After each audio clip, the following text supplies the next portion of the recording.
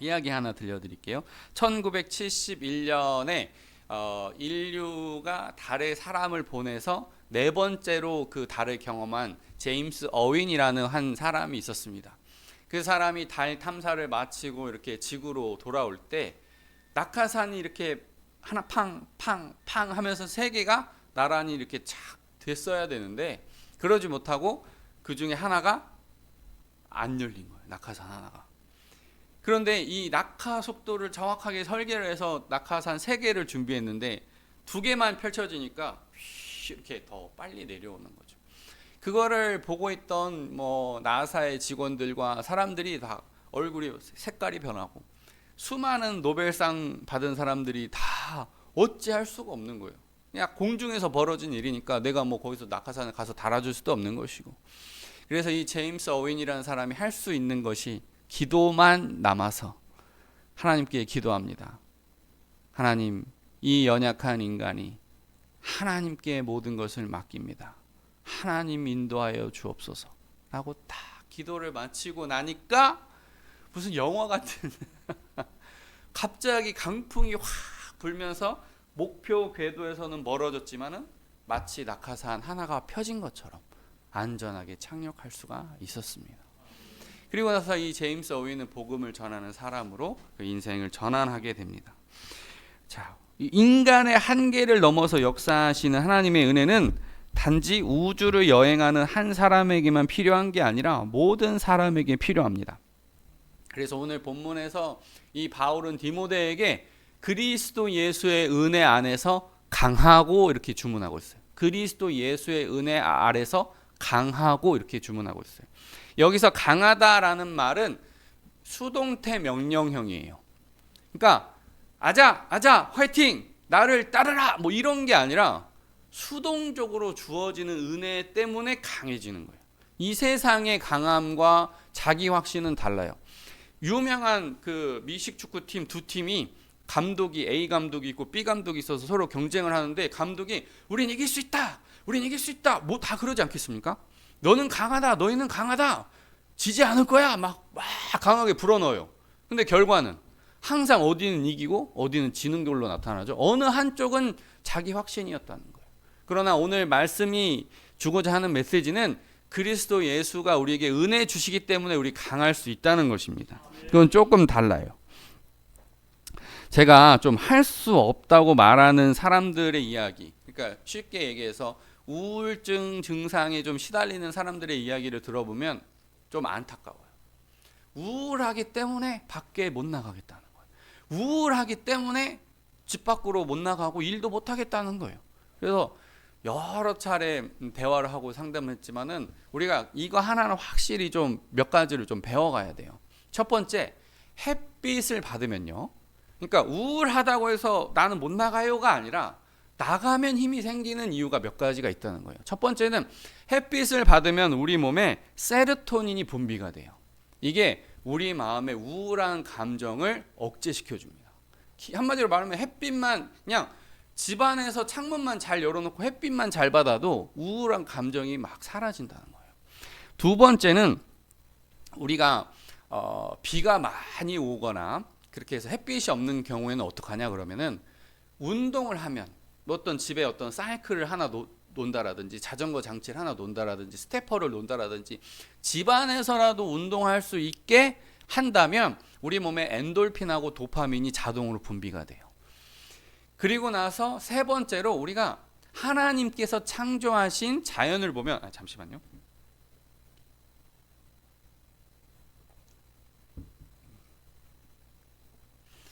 하나님께서 창조하신 자연을 보면 우리 몸에 코르티솔이라고 하는 그런 호르몬이 감소를 한답니다. 이게 뭐냐면 스트레스에 관련된 거예요. 그러니까 캠핑을 가면 그건 하나님의 은혜까지는 접근하지 못하는 건데 하나님이 만들어 두신 자연에 접근하기만 해도 우리 몸에 스트레스가 많이 감소된 거예요. 그러니까 나는 우울하기 때문에 밖에 못 나가요가 아니라 밖에 나가서 우울한 감정을 치료하세요가 맞는 거예요. 우리는 어떻게 해서든지 우울한 감정을 이겨내시기를 주님의 이름으로 축복합니다. 나가서 햇빛을 쏘신다라든지 아니면 자연을 바라보신다라든지 아니면은 비가 너무 많이 와서 아무것도 못하면은 집에서 운동이라도 하셔야 우리 몸에 새로운 에너지가 생긴다는 것입니다. 이어지는 오늘 본문 2에서 3절. 또 내가 많은 증인 앞에서 내게 들은 바를 충성된 사람들에게 부탁하라. 그들이 또 다른 사람들을 가르칠 수 있으리라. 너는 그리스도 예수의 좋은 병사로 나와 함께 고난을 받으라. 바울이요, 세계의 전략, 이 복음의 세계화 전략이 제자화에 있다는 걸 다시 한번 깨닫게 돼요. 처음에는 바울이요, 이리 뛰고 저리 뛰고 막 엄청나게 사방을 다 다니고, 나중에 조금 머리가 발달해서 하나님 주시는 지혜로 선교 예고팀을 먼저 보내서 바울이라는 사람이 온다, 그가 복음을 전할 것이다 라고 예고편을 딱 뿌리고, 바울 본팀이 도착해가지고 복음을 확 전하고, 바울이 떠난 다음에는 충성된 사람들에게 부탁해가지고 그 선교지를 지키는 전략을 해요. 세 가지. 예고편 보내고, 본편이 있고, 그 다음에 후속타를 보내서 복음의 영향력이 머무르도록 노력을 합니다. 그런데 나중에는요, 아예 집중적으로 성경을 계속 가르쳐요. 성경이 그 사람 몸속에서 작동할 때까지 3년이고 4년이고 계속 머무르면서 계속 성경을 가르쳐요. 왜 그러냐? 내가 이리 뛰고 저리 뛰고 하는 것도 한계가 있고, 계속 선교팀이 이동하는 것도 한계가 있는데, 나와 비슷한 사람을 복사 붙여넣기 하면 희망이 있다는 걸 본 거예요. 예수님께서 하신 그 모습대로. 처음에는 예수님께서 대중을 가르치시고 전파하시고 그 다음에 고치시는 그런 사역을 하시다가 나중에 제자들만 데리고 다니셨거든요. 세상 사람들은 나를 누구라 하느냐? 그러면 너희는 나를 누구라 하느냐? 그런 고백도 이제 받으시고, 또한 베드로에게 내가 나를 사랑하느냐 물어보시고, 그런 건 뭐냐면 계속 나와 비슷한 사람을 만들어가는 과정에 있는 것이거든요. 그런데 이어지는 3절에서는 나와 함께 고난을 받으라 라고 말씀하시고, 디모데 전서에서는 예수의 좋은 병사로 복음과 함께 고난을 받으라 되어 있어요. 복음과 함께 고난을 받으라. 그러면 디모데가 받는 고난은 무엇인지 좀 살펴볼 거예요. 첫 번째는 교회에 침투해 들어온 거짓 교사들이 있었어요. 이 사람들은 조금 간략해서 말씀드리면 그 당시에 영지주의라고 하는 이단인데, 우리가 플라톤의 사상을 배우면 이분법적인 사고가 있어요. 이 세상에는 정신세계가 있고 물질세계가 있다. 그거를 가를 수가 있다. 구분된다라고 본 거예요. 또 플라톤은 가르는 걸 좋아합니다. 이렇게 피라미드를 만들고, 이 세상의 그 계급은 지혜자 계급이 있고, 용기를 내는 군인 계급이 있고, 인내를 해야만 하는 노동자 계급이 있다. 이렇게 가르쳐요.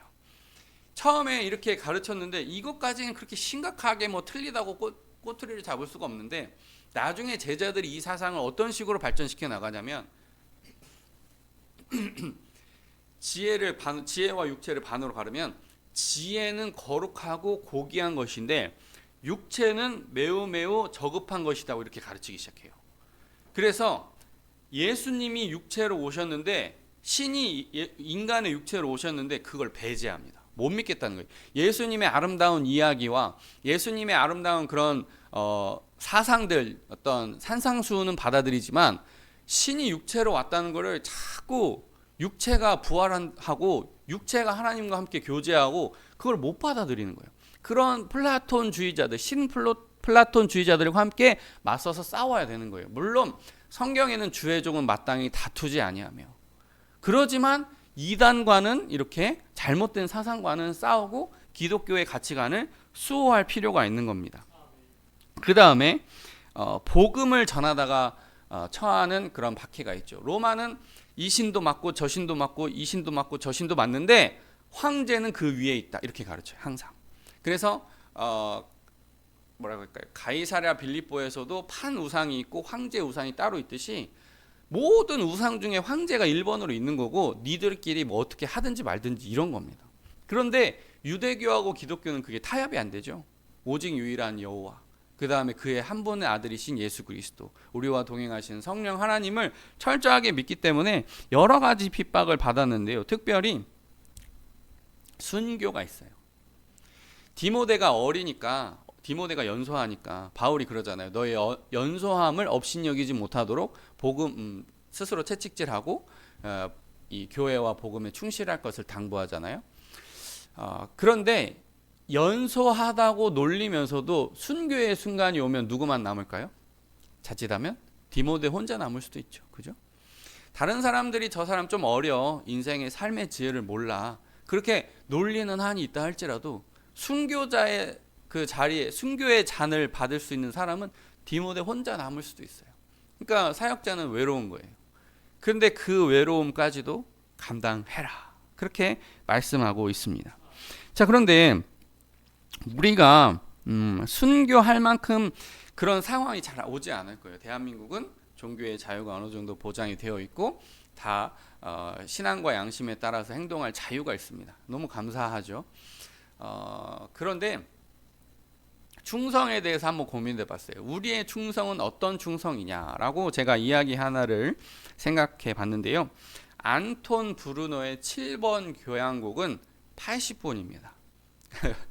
저도 한번 이렇게 서울에 있는 세종문화회관에서 피아노 연주회를 들은 적이 있는데요. 굉장히 길어요. 1시간 정도 피아노만 듣다 오는 거예요. 그러니까 그런데 80분 동안 교향곡을 이렇게 악단이 연주를 하는데 심벌즈가 딱 한 번 등장하거든요. 딱 한 번.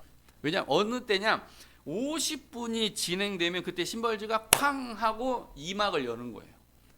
80분 동안 여러분 쾅.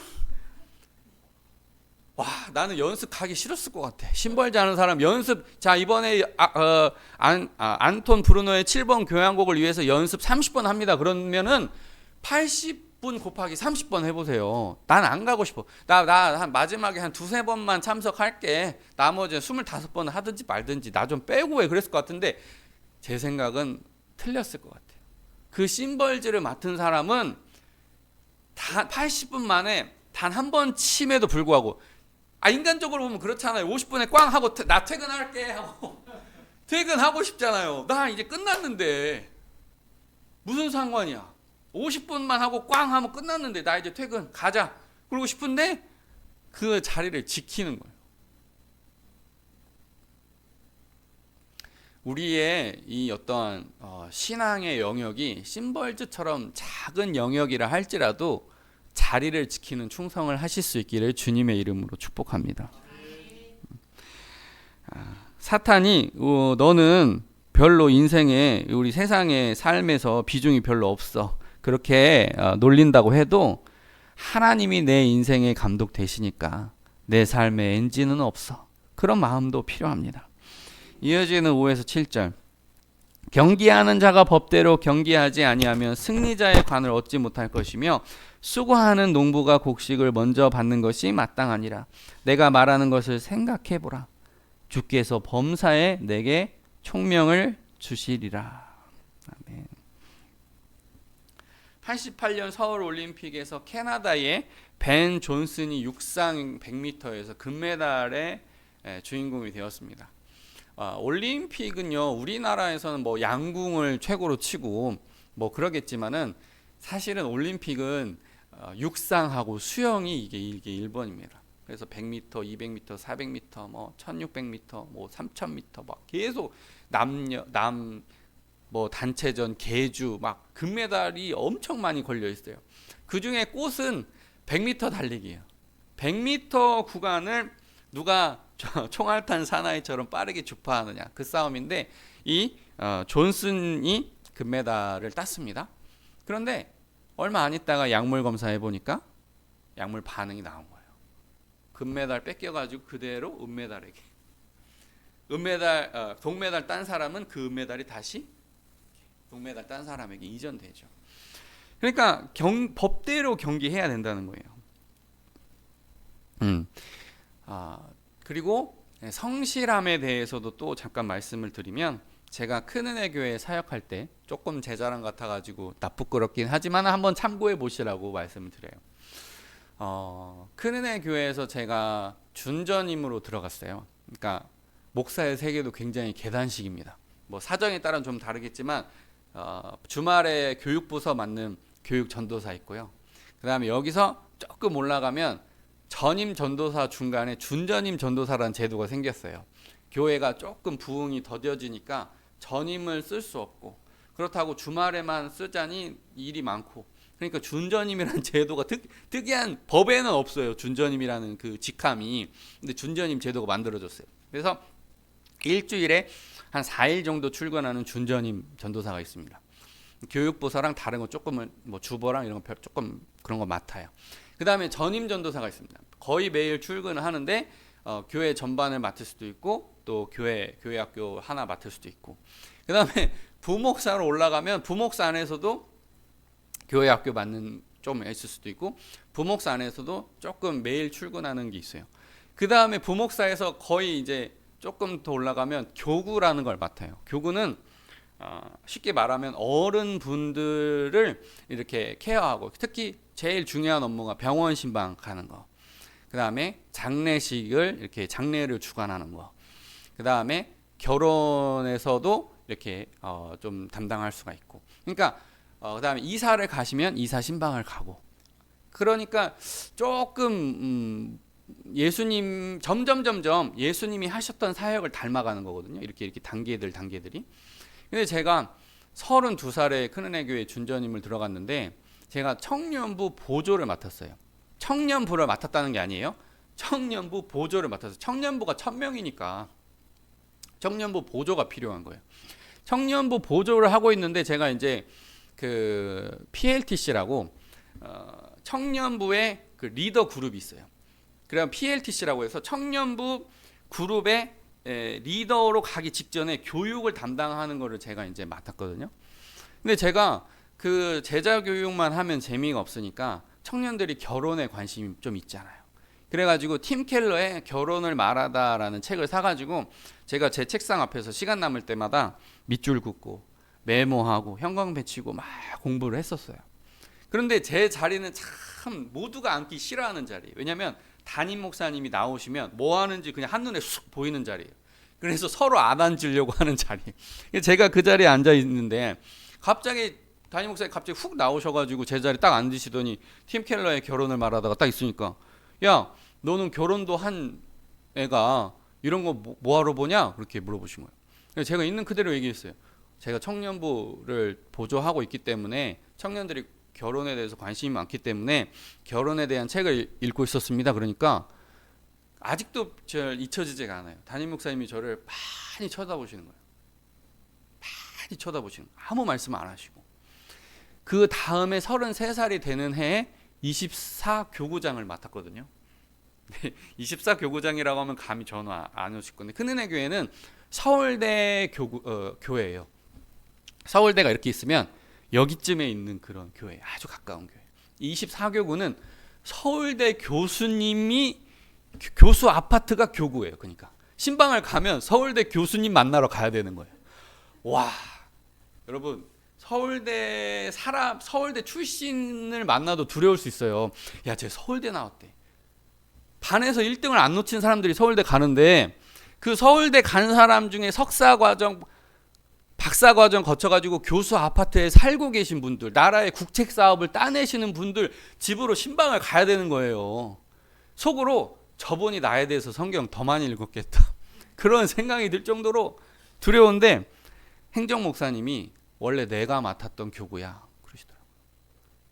담임 목사님이 그때 저를 엄청나게 이쁘게 보신 거예요. 얘한테 맡기면은 모질이는 망신, 목사로서 망신은 안 당하겠구나, 그런 마음이 있으니까 24교구를 맡겼거든요. 그러니까 우리가 인생에 있어서 단역을 맡을 수도 있고 주조연을 맡을 수 있고 주인공을 맡을 수도 있는데, 한 가지 분명한 것은 혼자 있는 시간에 칼을 갈아야 된다는 거예요. 혼자 있는 시간에 빈둥 있으면 하나님이 보실 수가 없잖아요. 혼자 있는 시간에 놀아야지, 그게 아니라 혼자 있는 시간에 칼을 확 갈아야 돼요. 아무도 안 봐도 이렇게 칼을 갈면 하나님이 보고 계시니까 언젠간 쓰시겠죠. 자, 이어지는 8에서 9절. 내가 전한 복음대로 다윗의 씨로 죽은 자 가운데서 다시 살아나신 예수 그리스도를 기억하라. 복음으로 말미암아 내가 죄인과 같이 매이는 데까지 고난을 받았으나 하나님의 말씀은 매이지 아니하니라. 아멘.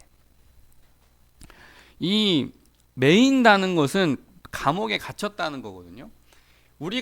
제가 이제 애들 데리고 소윤이 데리고 익산에 교도소 세트장을 한번 체험한 적이 있습니다. 그런데 바울이 갇혔던 감옥하고 비교해 보니까요, 거기는 완전 호텔이에요, 호텔. 이해가 안 되잖아요. 감옥에서는 좁으면은요, 한 사람이 이렇게 누워서 잔대요. 그러니까 내 옆에 잘 때 바로 옆에 누가 있는 거예요. 그러니까 뒤척거리지도 못하고 그냥 차렷 자세로 자는 거예요. 그런데 그러한 7, 80년대 감옥이 호텔처럼 보일 정도의 공부를 해보니까, 일단 바울이 갇혔던 감옥은 동굴 안에 있어요. 햇빛이 안 들어와요. 그리고 비가 스며들면요, 그대로 고여요. 습기와 곰팡이가 엄청나요. 그러니까 서부전선 이상 없다 해서 군인들이 참호를 파잖아요. 참호를 파고 거기서 대기하잖아요. 거기에 쥐하고 곰팡이하고 똥하고 오줌하고 막 범벅인 거예요. 거기서 총으로 전사한 사람보다 전염병으로 전사한 사람, 거기가 지옥일 것이다 하고, 지옥도 이보다 낫겠지 하고 그 유럽 사람들이 이름을 붙여준 적이 있거든요. 그런데 바울의 환경이 비슷했던 거예요. 똥오줌 어떻게 할 거예요? 간수들이 똥오줌 잘 퍼다가 이렇게 잘 바로바로 빼줄까요? 그러니까 햇빛은 안 들어오죠. 곰팡이, 습기, 전염병, 병균 가득하죠. 먹을 식사도 제대로 안 넣어줘요. 뭐 요즘 감옥에서는요, 에어컨 안 나온다고 인권위 진정서를 넣는데요. 감옥에서 에어컨 바람 안 나와요. 인권이 지금 땅바닥에 떨어졌어요. 그런데 바울이 경험한 감옥은요, 먹을 것을 안 넣어줘요. 잘 안 넣어줘요. 썩어가는 감자 같은 거 넣어줄 수도 있어요. 제가 군 생활하니까요, 되게 특이한 게 뭐냐면 매일매일 닭이 나오는 때가 있어요. 매일매일 에브리데이 닭이 나와요. 에브리데이 거의 매일. 그리고 아침, 점심, 저녁으로 닭이 나와요. 왜 그럴까요? 조류 독감 걸려가지고 어디가 막 닭이 폐사가 되면 그 놈을 죽여갖고 군인들 먹이는 거예요. 21세기 군대가 그 정도인데 그 당시엔 어떻게 했어요? 썩어가는 감자 주는 거예요. 죽든지 말든지. 바울이 그런 거 먹고 버틴 거거든요. 저희 소희가 얼마 전에 병원에 입원을 한 적이 있어요. 손에 링거 맞았다고, 아빠 불편해요. 손 잘 못 씻어요. 화장실 어떻게 가요? 막 불편하다고 그러는 거예요. 바울은 손에 쇠고랑 차고 발에 쇠고랑 차고. 그러니까 지금 우리는요, 어떠한 것도 불평하면 안 돼요. 어떠한 것도 불평하면 안 돼요. 바울이 디모데에게 겉옷을 갖다 달라 한 말은 뭐냐면은 추워가지고. 그럼에도 불구하고 복음은 매이지 않았다는 거예요. 나는 매였을 망정 복음은 매이지 않았다는 거예요. 몇 가지 이야기를 들려드리면, 막스 루카도라고 하는 사람이 운영하는 사이트에 묵상글들이 올라가는데 제목이 하나 있어요. 하나의 글의 제목이 벽 뒤에 쓰여진 소망의 말입니다. 그 내용은 세계 2차 대전 중에 유대인들이 갇혀서 있었는데 한 감옥의 벽에 이런 글이 있었다는 거예요. 첫째, 태양이 비추지 않아도 나는 태양이 존재한다는 것을 믿습니다. 둘째, 사랑이 나에게 느껴지지 않아도 나에 대한 사랑이 있다는 것을 믿습니다. 셋째, 하나님이 침묵하시는 것 같아도 나는 하나님이 살아계심을 믿습니다. 1986년 체르노빌 사태가 터져서 원전 폭파 사고가 있었는데, 그 지역에는 이제 어떠한 생명도 살아갈 수 없다고 생겼는데 어느 날부터 갑자기 꽃이 피더래요. 방사능 오염된 지역에 생명이 산다고 상상할 수 있어요. 근데 그 안에서도 꽃은 피더라는 거예요. 세 번째, 무대 학교를 다니시던 한 어르신이 방송에 나와서 소개가 됐어요. 전쟁에 부모를 잃고 자녀를 키우느라 자기는 학교를 못 다니고 배움을 계속할 수가 없고, 그래서 한글도 몰라서 자기 이름도 모르고 살아간 그 어떤 할머니가 한글을 배워가지고 자기 이름을 또박또박 쓰는 거예요. 그분이 한글을 조금 더 배워가지고 무엇을 쓰셨냐면, 부족하지만 희망을 잃지 않고 살아갈 것이다, 그렇게 썼대요. 나는 배움이 짧아서 내 이름 석자도 못 쓰는 사람이었지만 희망을 잃지 않고 살아가겠대요. 그러면 우리도 충분한 희망 안에서 거할 수 있어야 하겠습니다. 왜냐하면 하나님이 은혜 주시기 때문에 강해라 이렇게 한 말씀을 우리가 순종해서 강해야 되는 거예요. 이어지는 10에서 11절. 그러므로 내가 택함 받은 자들을 위하여 모든 것을 참음은 그들도 그리스도 예수 안에 있는 구원을 영원한 영광과 함께 받게 하려 함이라. 미쁘다 이 말이여 우리가 주와 함께 죽었으면 또한 함께 살 것이요. 바울의 이 인내를 볼 수가 있어요. 전에도 한번 말씀드린 적이 있지만은 작년 이맘때쯤에 누가 교회 저기 옆에 있는 공용 주차장에 똥을 이렇게 써놨어요. 제가 타이어 바퀴로 밟았어요. 제가 발로 밟지는 못했지만은 타이어 바퀴가 똥이 이만큼이 묻었어요. 그래가지고 냄새가 애기 똥도 이렇게 분유 띄고 나면 이유식 먹기 시작하면 애기 똥도 부모가 이렇게 한다는데 성인 똥을 누가 이렇게 하는데 물티슈로 닦다가 솔직하게 말씀드리면 처음에는 물티슈 닦아가지고 바닥에 버렸어요. 처음에는 더러우니까 이렇게 남의 똥을 이렇게 닦다가 또